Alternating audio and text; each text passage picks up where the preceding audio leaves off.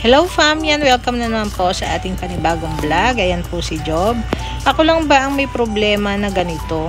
Yung bang si Job kasi may siya, may kakaiba siyang ginagawa, ugali tungkol sa pagkain. Si Job po ay hindi kumakain ng kanin sa loob ng mga pinakamahaba 3 buwan, pinakamaigsi 1 buwan. Ayan, at magugulat na lang kami isang araw, kakain na uli siya ng kanin. At pag dumating yung pagkakataon na ganon, yan, nilulubos-lubos po namin, may mga pagkakataon pa nga na naiimpacho po yan dahil talagang kung kumain ng kanin yan, mga 2 plato, 2.5 plato, 1 bowl na malaki, ganon.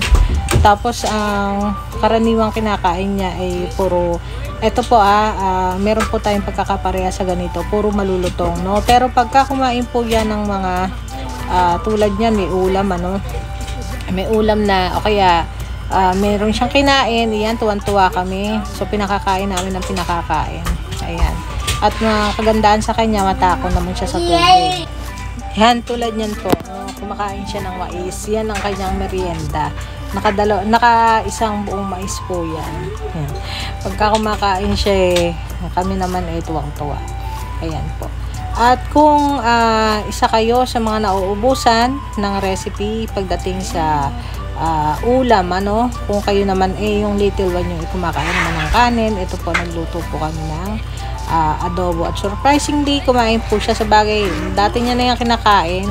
Ang kaibahan pa sa kanya, pagka kinain niya na, huwag nang uulitin. Ayan. So, magkita-kita po muli tayo. Maraming salamat sa panibago na naman video.